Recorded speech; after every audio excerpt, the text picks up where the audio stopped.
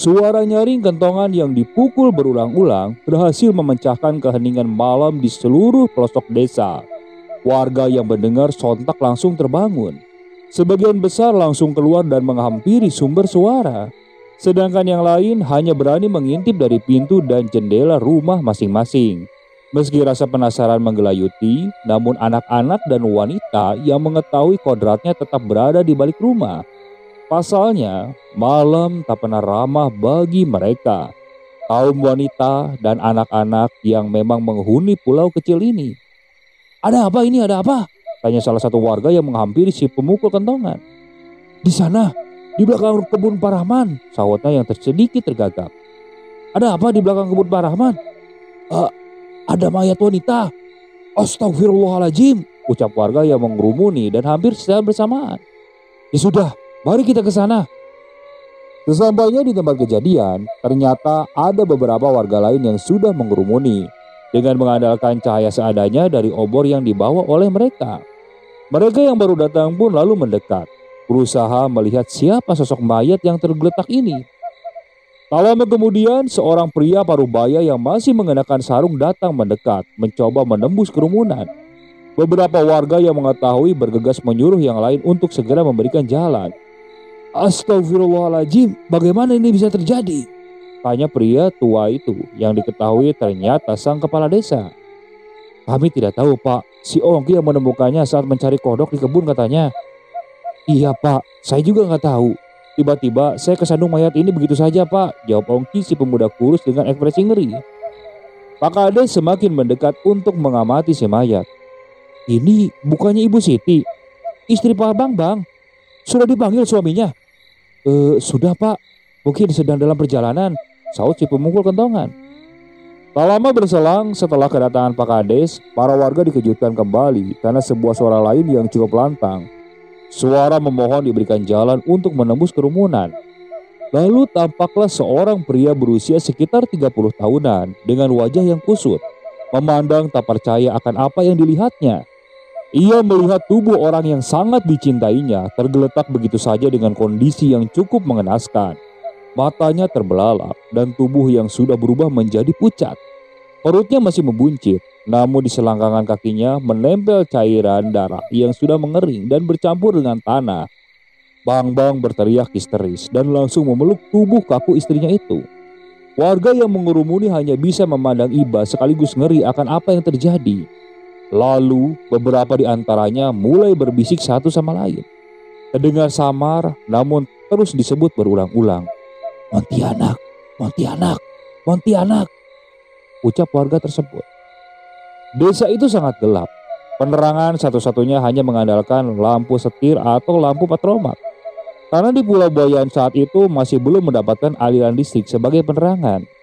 Hanya saja untuk lampu petromak biasanya dipakai ketika ada suatu acara-acara penting seperti tasyakuran, keduri, hitanan, atau kematian. Dan itu yang terlihat di rumah salah satu kami tuo yang dimana sedang mengadakan acara hajatan salah satu cucunya yang sedang hitanan. Umumnya di desa ketika tetangga sedang mempunyai hajatan, biasanya anak-anak akan berkumpul di sana. Karena kondisi desa masih terbilang sepi dan sangat gelap, maka para orang tua akan mengajak anak-anaknya pergi ke rumah yang berhajatan. Kebetulan rumah kami tua itu masih bertetanggaan dengan rumah orang tua Hamka. Mau tidak mau, Nuri juga ikut dan membantu acara hajatan tersebut meski sudah hamil 5 bulanan. Awalnya Hamka sedikit keberatan karena itu berarti Nuri harus keluar malam-malam. Hamka paham betul tentang kondisi malam yang tak pernah aman bagi mereka, para wanita dan anak-anak terutama ibu hamil. Hanya saja Nuri merasa tidak enak jika tidak turut serta. Karena jarak rumahnya terbilang sangat dekat, hanya beberapa langkah saja dari rumah kami tua. Dan lagi, Nuri kembali meyakinkan suaminya bahwa ia tidak akan pernah sendirian, akan ada tetangga lain yang menjemputnya. "Gak usah khawatir, Mas, aku bakal baik-baik saja," ujuk Nuri sembari membuka atasan bajunya yang menunjukkan perutnya yang diikat sebuah tali yang ditempeli sebuah magnet hitam. Di mana menurut kepercayaan orang setempat, Magnet mampu melindungi ibu hamil dari gangguan roh-roh jahat, terutama Montiana. Meski sedikit ragu, akhirnya Hamka memberikan izin pada istrinya. Tak lama kemudian, beberapa tetangga memang betul menjemput Nuri di rumahnya. Salah satunya adalah Kanti, istri dari salah satu teman mengajarnya.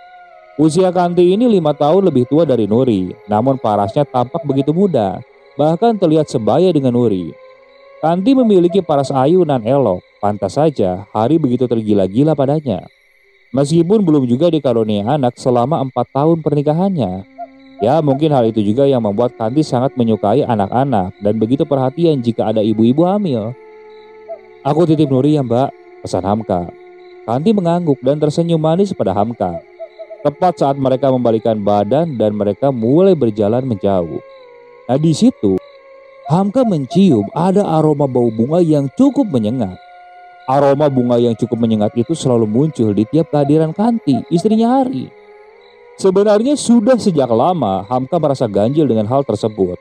Namun ia tepis jauh-jauh, mengingat mungkin saja istri temannya itu memang suka dengan wangi-wangian bunga.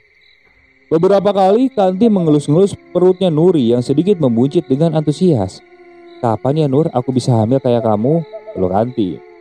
"Sabar ya Mbak, mungkin memang belum waktunya. Terus ikhtiar dan berdoa. Semoga Allah segera memberikan momongan. Siapa tahu hamilnya bisa nular," jawab Nuri bersemangat. "Iya, amin." Kanti lagi-lagi menatap perut Nuri dengan sumringah dan pandangan mata yang semakin melebar. Seolah-olah ia juga tak sabar menunggu kehadiran sang jabang bayi sama seperti Nuri. Ia kembali mengusap perut polos Nuri dengan telapak tangannya. Hal itu terus dilakukannya selama beberapa menit, hingga membuat Nuri malah semakin risih. Mbak, aku pamit ke dapur sebentar ya, aku haus." Tampak raut wajah Kanti menunjukkan sedikit rasa ketidaksukaan. Iya, ya sudah." Nuri pun kembali memasang sabuk magnetnya dan berjalan ke arah dapur. Nuri memperhatikan suasana dapur di belakang rumah Kamituo. Hanya ada 1 orang atau sampai 2 orang saja yang saling berbincang. Yang lain gak tahu entah kemana. Mungkin saja mereka sedang berkumpul di durung atau membantu pelaksanaan acara di tenda hajatan. Kemudian Nuri lalu mengambil sebuah gelaseng bercolak belirik berwarna hijau, lalu menuangkan air dari sebuah ceret di atas meja. Baru 2-3 teguk, tiba-tiba seorang anak kecil menyenggol tubuhnya hingga membuat sebagian air itu tumpah ke bajunya. Gadis kecil itu berlari melewati Nuri begitu saja dengan tawa riang, tak mempedulikan teguran Nuri sama sekali. Irisan mata Nuri melebar, manakala melihat si gadis kecil malah terus lari keluar, melewati pintu dapur yang terbuka menuju kebun belakang. "Nak, jangan keluar ke sana!" teriak Nuri sama sekali. Ia sedikit berlari menuju pintu keluar, namun kakinya tertahan. Mengingat kondisinya saat ini sedang hamil dan sekarang sudah malam. Ia pun berbalik mencoba memanggil 2 orang yang ditemui tadi di dapur. Hanya saja orang-orang tadi sudah tidak ada, entah pergi kemana. Sorot matanya kembali menajam melihat ke arah luar. Sosok gadis itu semakin menjauh dan hampir tak terlihat. Nuri benar-benar khawatir. Ia pun mengingat tentang magnet yang menempel di perutnya. Sembari membaca doa-doa, Nuri nekat mengikuti gadis kecil itu. Bagaimanapun berkeliaran di malam hari di pulau ini benar-benar tidak pernah aman.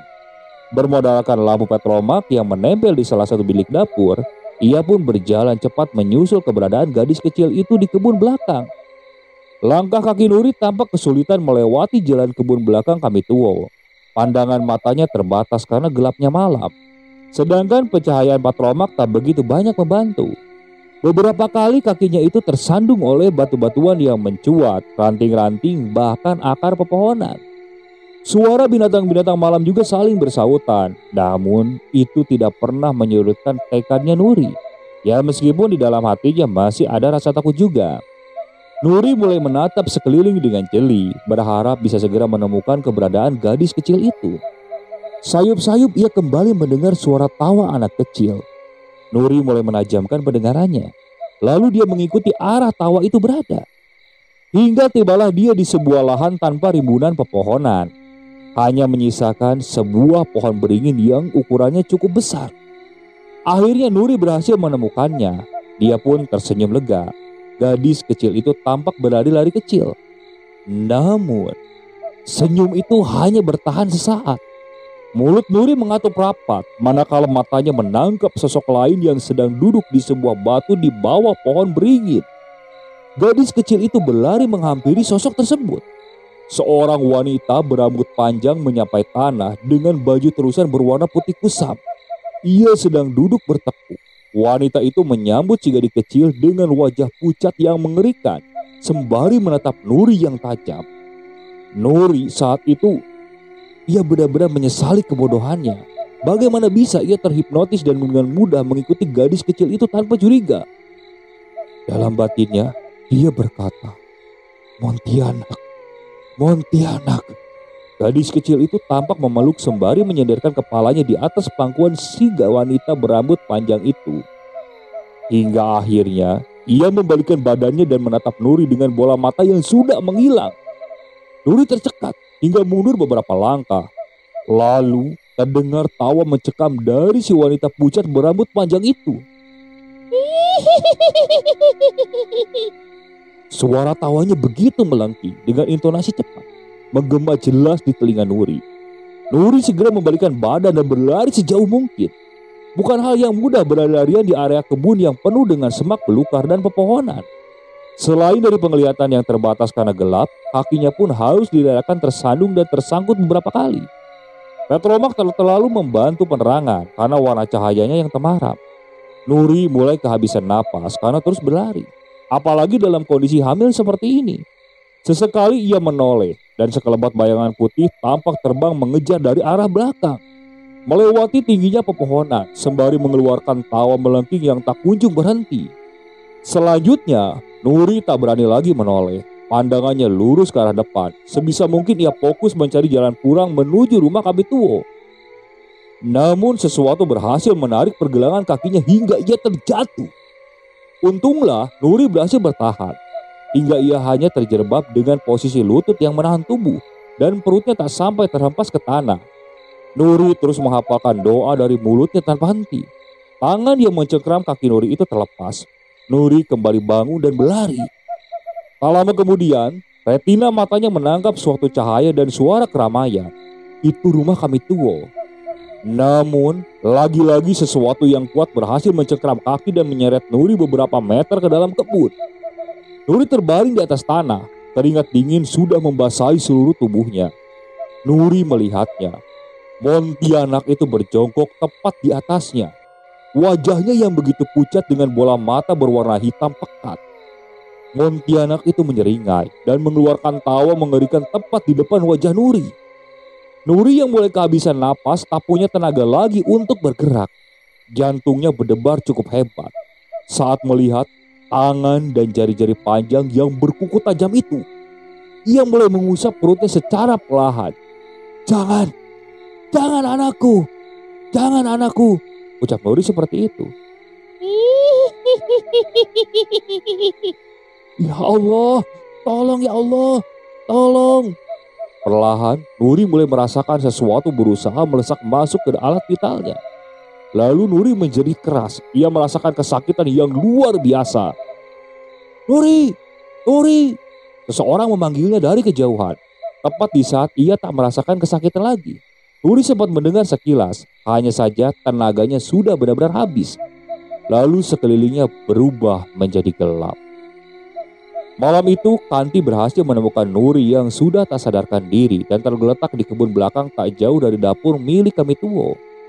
Saat terbangun, Nuri baru menyadari bahwa sabuk magnet yang menempel di perutnya itu hilang. Mungkinkah terjatuh saat ia sedang dikejar Montianak?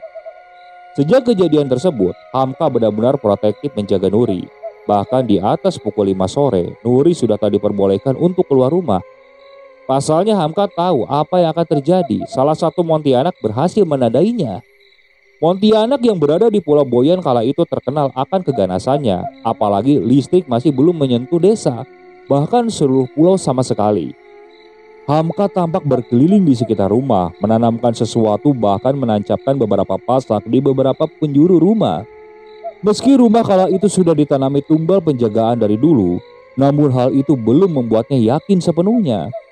Tiap senjakala datang, Nuri dan Hamka mulai mendengar suara tawa Montianak dari kejauhan datang.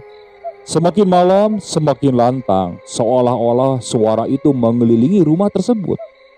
Jika hal itu terjadi, Nuri langsung membaca Yasin dan Al-Quran tanpa putus semalaman penuh. Di saat yang sama juga, Hamka langsung keluar rumah sembari membawa obor mengejar si Pontianak hingga larut malam. Tak jarang, beberapa kali Nuri melihat sosok wanita berbaju putih khas dengan rambut panjang gimbalnya berdiri di luar halaman sembari menatap tajam saat malam datang. Kadang-kadang ia mendengar suara orang yang dikenalnya. Entah suara ibunya, sanak saudaranya, tetangganya, bahkan suara teman-temannya. Suara itu memanggil-manggil Nuri untuk segera keluar rumah. Namun Hamka sudah memperingatkan jauh-jauh hari agar mengabaikannya. Itu bisa saja suara Pontianak atau bangsa jin lain yang menyamar, Dek. Tetap waspada. Jangan pernah menginjakkan kaki keluar rumah saat petang datang, peringat Hamka. Nuri benar-benar mengindahkan peringatan sang suami karena ia masih ingat betul kejadian mengerikan yang pernah menimpanya. Seusai mengajar Nuri, langsung pulang dan ke rumah tanpa mampir kemana-mana lagi. Itulah kegiatan Hamka.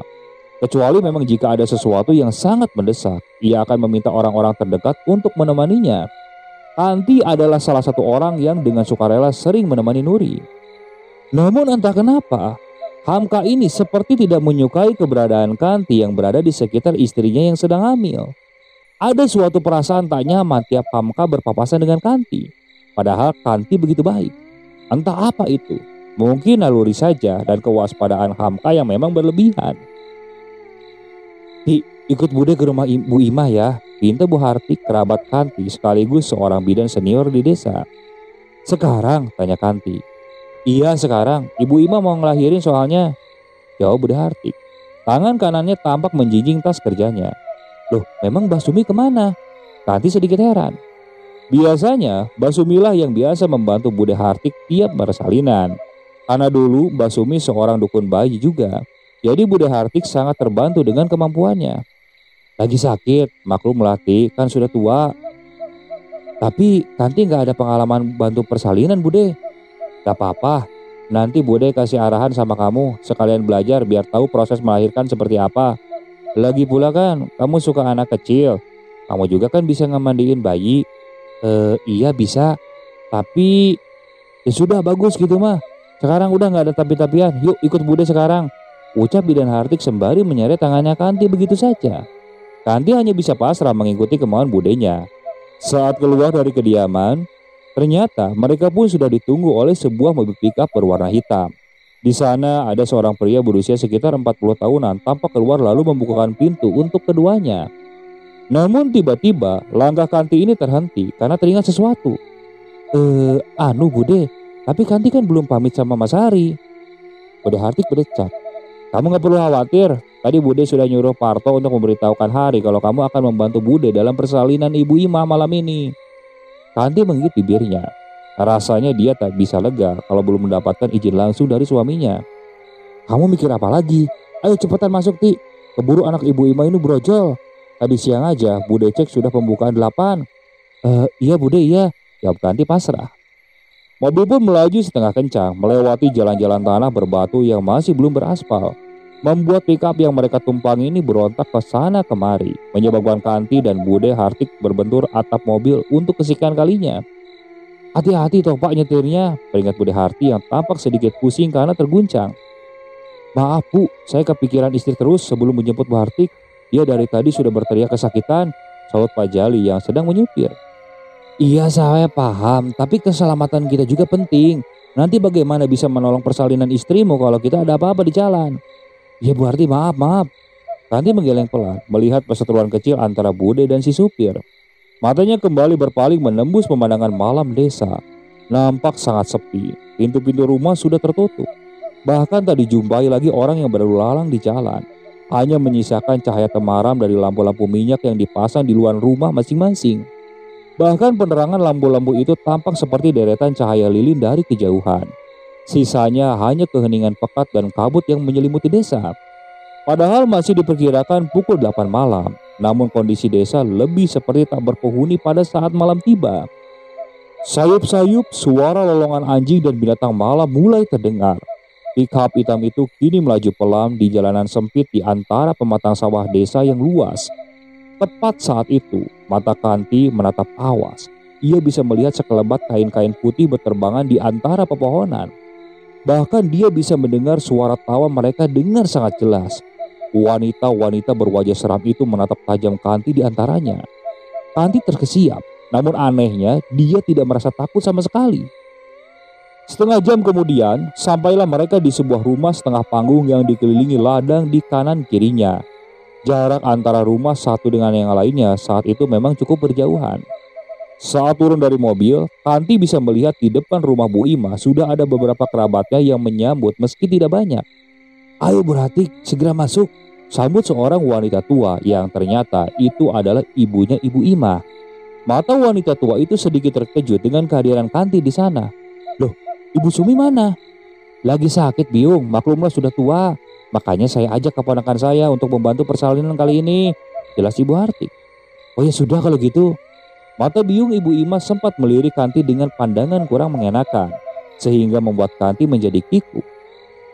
Tak berapa lama setelahnya, terdengar suara teriakan lantang dari kamar itu.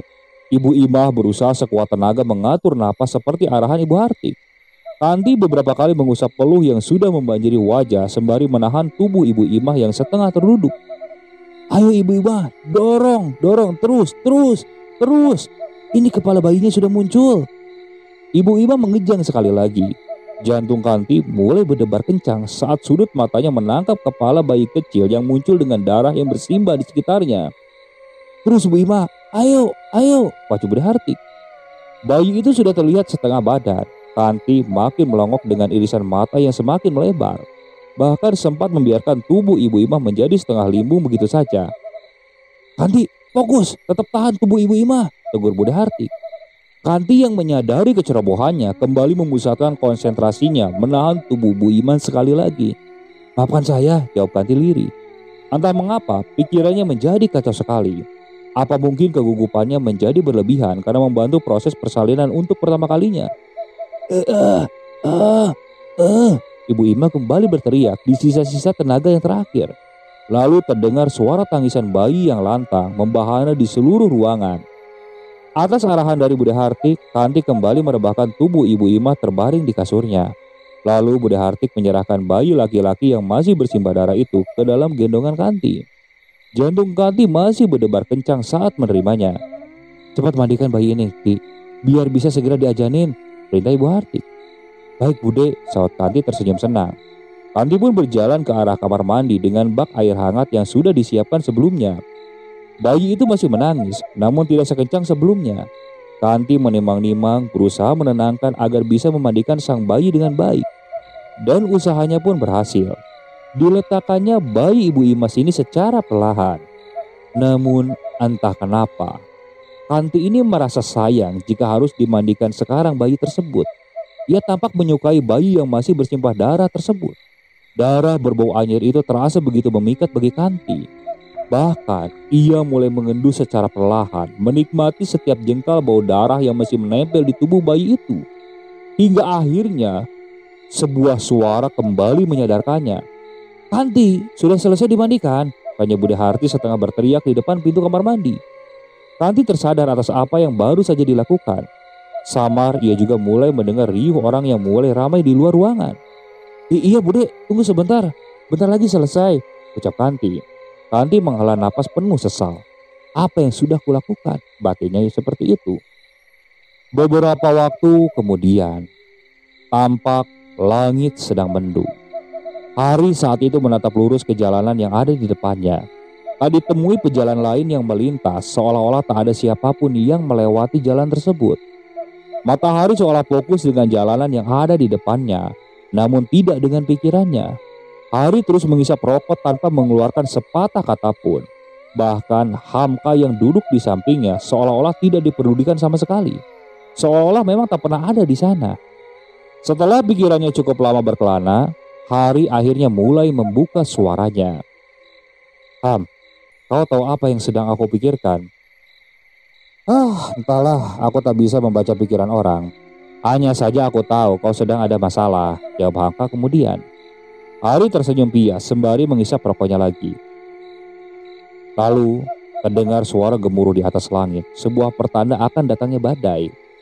Hamka hanya diam, menunggu Hari melanjutkan apa yang ingin dikatakannya. Aku ingin berbicara jujur padamu, meskipun aku tahu hal ini benar-benar mustahil untuk dipercaya.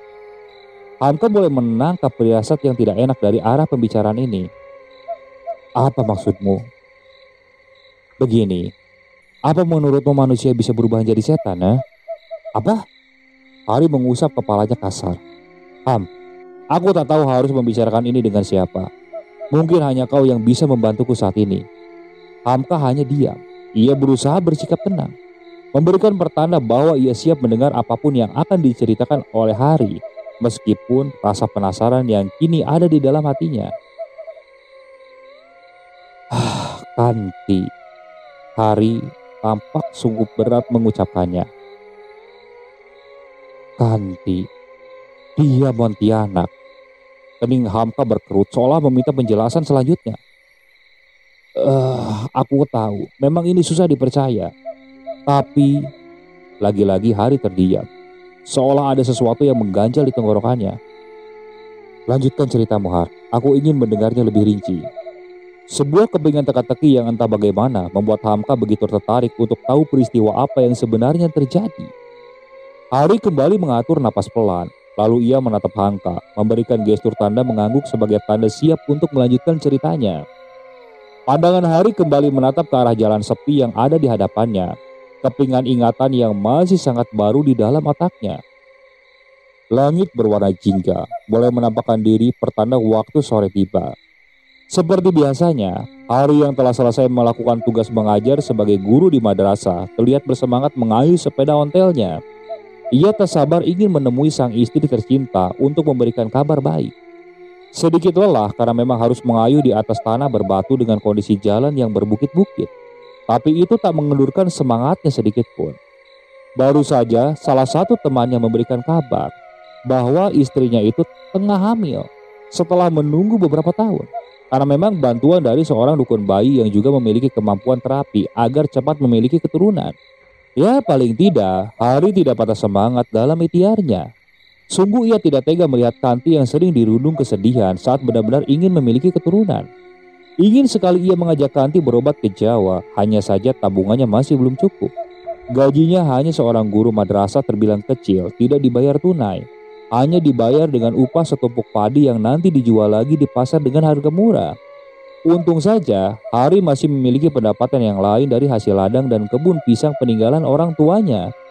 Saat itu, sistem barter masih berlaku sebagai alat pembayaran di Pulau Bayan ini. Hari lalu menyenderkan sepedanya di samping pintu rumah. Terdengar riak pintu kayu pucat itu terbuka perlahan. Kepalanya melongok ke dalam, disusul dengan badannya yang mulai bergerak memasuki sebuah ruang tamu sederhana. Sepi, tidak seperti biasanya. Langkah kaki panjang itu bergerak melangkah menyisiri ruang demi ruang. Hingga akhirnya, Hari menemukan pintu belakang rumah yang terbuka. Yang mana pintu tersebut mengarah ke kebun pisang miliknya. Mata coklatnya menyisir sekitar dan menangkap sosok yang sedari tadi sudah dicari-cari. Seulas senyuman tersungging di bibir tipisnya. Seorang wanita cantik dengan rambut panjang sepunggung yang sengaja digerai itu tampak berdiri membelakanginya. Wanita itu berdiri menghadap sebuah pohon pisang yang cukup besar. Hari berjalan pelan mendekatinya. Namun ketika jarak mereka hanya tinggal beberapa langkah saja, Hari mulai menemukan kejanggalan. Langkahnya berhenti. Ia mengamati apa yang dilakukan Kanti di sana. Wanita berkulit kuning langsat itu. Nampak ia berbicara sendiri pada sebuah pohon, sesekali melemparkan canda dan senyuman. Namun itu tidak berlangsung lama. Seolah-olah ada yang memberitahunya dan Kanti pun langsung menoleh ke arah Hari. Hari tampak gelagapan saat mata Kanti sekejap menatap tajam ke arahnya. Hanya sejenak. Namun irisan hitam milik Kanti berubah menjadi sendu. Menatap Hari dengan senyuman lembut sembari memperlihatkan lesung pipi di pipi kirinya. Suamiku sudah pulang, sambutnya kemudian. Kanti tampak tenang-tenang saja. Tak terlihat mimik kekhawatiran sedikit pun di wajah ayunya. Seolah-olah memang tidak terjadi apa-apa. Iya.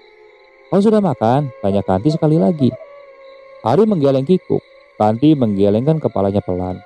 Yuk makan, sudah kusiapkan makan malam di meja dapur. Lalu Kanti menggandeng lengan kokoh milik suaminya, sembari berjalan ke arah pintu belakang rumah. Hari menurut saja dengan sejuta tanya di dalam pikirannya. Meski penasaran, Hari mengurungkan niatnya untuk mempertanyakan apa yang dilakukan Kanti barusan. Malam itu di sebuah kamar berpenerangan temaram, tampak Kanti menyisir pelan rambut panjangnya yang hitam sembari duduk di depan kaca meja rias. Sesekali Kanti bersandung lirih di sela keheningan. Wajah pias yang ayu tampak tenang. Tak selang lama, Hari pun membuka suara. Aku punya kabar baik, Dik. Apa? Kau ingat teman seprofesiku yang mengajar di kecamatan sebelah, yang istrinya juga tak kunjung memiliki keturunan setelah sekian tahun menikah? Akhirnya istrinya bisa hamil karena bantuan seorang dukun bayi. Lanjut Hari bersemangat. Terus? Dik? Ya, aku mendengarkan, ucap Kanti menghentikan gerak menyisirnya, lalu melirik Hari sejenak. Aku mendengarkan, Mas. Bagaimana menurutmu? Sayangnya aku tidak begitu tertarik, Mas, ucap Kanti singkat sembari meneruskan kegiatan menyisirnya. Kening Hari berkerut, lalu tubuh yang tadinya terbaring langsung berubah ke posisi terduduk. Hari menatap istrinya serius di balik bayangan kaca. Apa kamu tidak ingin mencobanya, Dik? Kamu tidak menyerah untuk memiliki keturunan, bukan? Tentu saja tidak, hanya saja aku masih malas. Hari menghela napas pelan. Ada apa dengan istrinya? Dia sedikit bersikap aneh, tak hanya hari ini saja. Namun sejak 2 pekan yang lalu, setelah membantu budenya dalam persalinan. Apa gara-gara melihat proses orang yang kesakitan yang melahirkan hingga timbul rasa takut di dalam dirinya? Tanya Hari dalam batinnya sendiri. Tenang aja, Mas. Aku tidak takut dengan rasa sakit orang melahirkan. Hanya saja aku sedang malas melakukan hal-hal yang demikian, saut Kanti tiba-tiba. Hari sempat terkejut dengan pernyataan Kanti. Apa pikirannya baru saja dibaca oleh istrinya? Sudah, Mas, jangan berpikiran macam-macam. Aku boleh minta tolong? Tolong apa, Di? Tolong sisirkan rambut bagian belakangku. Tanganku gak sanggup menjangkaunya. Hari berjalan mendekat, menuruti permintaan sang istri. Meski sedikit kesal, ia coba bersabar. Sungguh Hari tak ingin memancing pertengkaran sedikit pun dengan Kanti malam itu. Mungkin saja istrinya sedang mendekati masa datang bulan hingga bersikap demikian. Tangan Hari mulai bergerak lembut dari atas ke bawah mengikuti laju garis rambut Kanti yang tegas. Rambut hitam itu begitu lebat dan indah. Ada kebanggaan tersendiri bagi Hari saat itu. Ya, wanita cantik berambut indah ini adalah istrinya. Tak selang lama, tiba-tiba jeruji sisir kayu itu tampak terganjal sesuatu. Kening Hari kembali berkerut. Ia mengulang gerakan menyisir sekali lagi, namun tetap sama.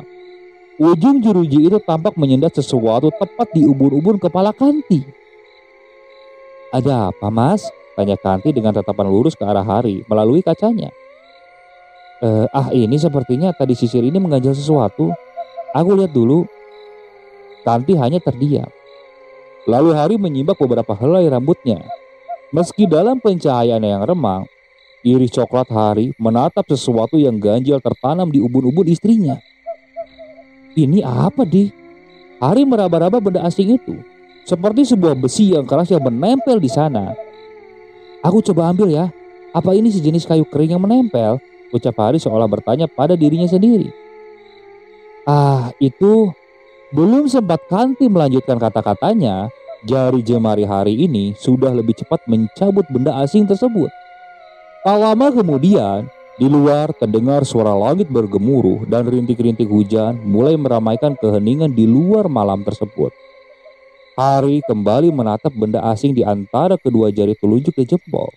Sebuah besi hitam berulir aneh sepanjang 7 cm terpampang di hadapannya. Tunggu, bagaimana bisa benda sebesar ini menancap di kepala istrinya? Ditengok ubun-ubun kepala Kanti yang bolong, namun tak mengeluarkan darah sedikit pun. Dik, ini apa ya? Tanya Hari tercengang. Otaknya tak mampu mencerna apa yang baru saja terjadi. Wajah Ayu Kanti yang tadinya tenang tiba-tiba berubah menjadi pucat pasi. Pupil hitam itu memandang tajam ke arahnya. Hari menghadap wajah Kanti sembari memegang kedua lengannya rapat. Apa ada yang sakit? Tanya Hari khawatir. Takut-takut apa yang sudah dilakukannya menyakiti Kanti. Kanti masih terdiam, namun wajahnya makin berubah menjadi pucat. Tunggu sebentar, aku akan mengambilkan air hangat dan obat dulu. Lalu Hari pergi meninggalkan Kanti begitu saja di dalam kamar. Hari tergopoh-gopoh menjinjing tas kotak P3K kecil di genggamannya. Tangannya terdorong engsel pintu hingga berderi. Namun sesampainya di kamar, ia tak menemukan keberadaan Kanti selain daripada pintu jendela yang sudah terbuka di satu sisi, membuat semilir angin malam yang dingin memenuhi penjuru ruangan. Hari menengok ke sisi jendela yang terbuka, gelap, tak terlihat apapun kecuali pekat malam dan rintik hujan yang membasahi tanah. Kanti, Kanti, panggilnya di luaran jendela, tapi tak ada sautan. Kanti, Kanti. Kini raut wajah tampan Hari berubah pias. Kemana ke istrinya pergi? Hari kembali menilik ruangan kamarnya. Langkahnya kembali beranjak, berjalan dengan cepat menyisiri sudut-sudut bagian rumah. Sembari mulutnya tak pernah berhenti menyerukan nama Kanti. Namun hasilnya nihil. Hingga akhirnya Hari terduduk di sebuah amben kayu di depan rumah, mengumpulkan sisa-sisa tenaga sembari menyingkap peluh yang menempel di sela-sela dahi. Mata coklat itu kini fokus memandang gelap malam di hadapannya. Mungkinkah Kanti nekat pergi meninggalkan rumah? Tapi kenapa? Batinnya berucap seperti itu. Hari kembali bangkit dari posisinya. Ia pun memutuskan untuk mencoba mencari Kanti lagi. Kali ini, Hari menguatkan tekadnya, memaksakan langkah kakinya menembus sekitaran ladang dan kebun pisang miliknya, bermodalkan dengan pencahayaan minim lampu senter yang digenggam di tangan kanannya. Hari kembali menyerukan nama sang istri dengan lantang dan menembus pekatnya malam. Bukan hal yang mudah mencari seseorang di rimbunan perkebunan apalagi saat malam. Beberapa kali Hari harus merelakan kakinya tersandung batu, tergores semak belukar yang menjulur ke atas tanah. Belum lagi ia harus waspada akan hadirnya binatang-binatang malam yang berbahaya, seperti ular atau hewan berbisa lainnya. Hal itu tentu membuatnya harus lebih berhati-hati dalam setiap langkahnya. Untungnya hujan saat itu berhenti. Kanti, Kanti. Hari terus memanggil sang istri hingga suaranya berubah menjadi serak. Tanpa sadar, langkah kakinya sudah sampai di ujung kebun yang mana ada sebuah hilir sungai kecil di bawahnya. Hari kembali mengarahkan pandangan matanya ke depan. Hanya ada rimbun hutan bambu di seberang sungai. Semilir angin yang datang mampu membuat batang-batang bambu itu bergerak, menciptakan derik-derik suara gesekan yang cukup mengerikan di gendang telinga. Tak mungkin lagi Hari menerobos mengingat sudah banyak ular di sana. Namun, bukan itu saja. Meski dalam keterbatasan penglihatan karena pencahayaan yang minim, iris matahari dikejutkan oleh hal lain. Yang mana itu membuatnya mengucek-ngucek kelopak matanya dengan punggung tangannya berkali-kali. Di antara rimbunan batang bambu yang rimbun tersebut, Hari menatap sesosok bayangan putih dengan rambut panjang yang hitam mencapai tanah. Seorang wanita bermuka putih pucat mengerikan dengan sepasang bola mata hitam yang pekat. Sosok itu melihat ke arahnya. Tentu saja, itu membuat Hari terlonjak hingga terduduk di atas tanah. Bang Pianak, gumamnya dengan bibir gemetar. Mas, Mas. Tiba-tiba ia mendengar suara Kanti dengan nada bergema. Hari menoleh di sekitar, namun ia tidak mendapati siapapun di sana. Mas Hari, Mas Hari. Suara itu terdengar lagi, namun kali ini disertai dengan isak tangis yang memilukan. Hari benar-benar bingung sekaligus takut di saat bersamaan. Matanya kembali melihat ke arah suara tersebut. Mas, tolong. Hari mencoba membuang kecurigaannya. Masa iya? Pelan namun pasti, ia kembali menoleh ke arah sosok wanita tersebut. Dan di sana dia melihat wanita berwajah mengerikan itu masih berdiri di sana. Hanya saja kali ini ada sosok lain tepat di sampingnya. Seorang nenek bersanggul dengan tubuh bungkuk memandang Hari tajam. Wajah nenek itu tak kalah menyeramkan. Mata yang hilang satu dengan mulut sobek di sebelah kirinya. Itu sobekannya itu sampai ke telinga. Lalu datang sekelebat bayangan putih terlihat mondar-mandir di belakang mereka dengan suara khas tawa yang mengerikan. Hari terkesiap, tubuhnya kaku dalam persekian detik. Meski dalam penglihatan yang minim untuk ukuran mata manusia normal, anehnya dia bisa melihat jelas sosok apa yang ada di depannya. Seperti sebuah penglihatan mata batin atau memang mereka benar-benar ingin menunjukkan wujudnya yang nyata kepada dirinya. Entahlah, yang jelas Hari benar-benar ketakutan. Tapi di sisi lain, ia mulai menyadari sesuatu. Sosok Pontianak itu sedikit mirip dengan Kanti. Pikirannya yang kacau langsung memerintahkan otaknya untuk segera menggerakkan saraf-saraf tubuhnya. Ia memilih berlari meninggalkan tempat itu. Tak dipedulikan lagi lampu senter yang jatuh entah kemana. Hari berlari sekuat tenaga menembus belukar dan pepohonan yang dilewatinya. Meski tak jarang, kaki-kakinya menabrak hingga terperosok ke lubang-lubang kecil di tanah.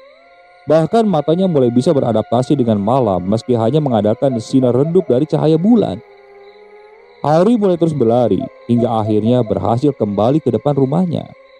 Tanpa pikir panjang, lelaki bertubuh jangkung itu langsung menyabet sepeda yang terparkir di dinding depan dan mengayuh pedalnya sekencang-kencangnya melewati jalan setapak menuju pemukiman warga. "Bapak, Bapak!" Hari mengetuk pintu kayu berwarna hijau dengan cukup keras di sebuah rumah bergaya setengah panggung. "Pak, Bapak!" panggil Hari dengan napas terengah-engah. Ia tak peduli lagi jika tetangga sekitar akan terganggu dengan ulahnya. Tak lama kemudian terdengar suara engsel pengunci pintu berderak dari dalam. Lalu terbukalah. Tampaklah seorang pria parubaya dengan kumis tipis dan memandang raut wajah Hari yang tampak kacau balau. "Loh Har, ada apa kamu malam-malam begini?" Belum sempat pria tua itu menyelesaikan perkataannya, Hari langsung melesat masuk ke dalam rumah begitu saja. "Kamu sendirian? Mana Kanti?" Hari masih terdiam dengan tubuh gemetar. Lalu muncul seorang wanita parubaya menghampiri keduanya. "Ada apa Pak? Siapa yang bertamu malam-malam begini?" "Ini Hari Bu." Tiba-tiba saja tubuh Hari jatuh dengan posisi duduk tersimpu. Seolah-olah tulangnya tak mampu menahan beban tubuhnya lagi. Ridwan dan Bu Saeroh tampak terkejut dan langsung memapa Hari menuju kursi. Setelah itu cepat-cepat Bu Saeroh menuju dapur. Segera mungkin mengambil minum untuk menenangkan menantunya tersebut. Ridwan dan Bu Saeroh masih membiarkan Hari beberapa saat hingga akhirnya tenang. "Pak, gimana ini Pak?" ucap Hari kemudian. Ia memang mulai terlihat sedikit tenang, namun kegelisahannya masih tampak jelas menggelayuti raut wajahnya. "Gimana apanya?" Oke, sekian dulu untuk cerita kali ini dan masih akan dilanjut oleh video selanjutnya. Tak lupa saya juga ucapkan terima kasih kepada narasumber yang sudah membagikan kisahnya, termasuk para penonton yang sudah mampir dan mendengarkan cerita dari channel Rentera Keramat ini. Semoga kalian selalu diberikan kesehatan, dilancarkan rezekinya, dan dijauhkan dari musibah. Terus ikuti cerita yang dibawakan oleh channel Rentera Keramat ini. Assalamualaikum warahmatullahi wabarakatuh.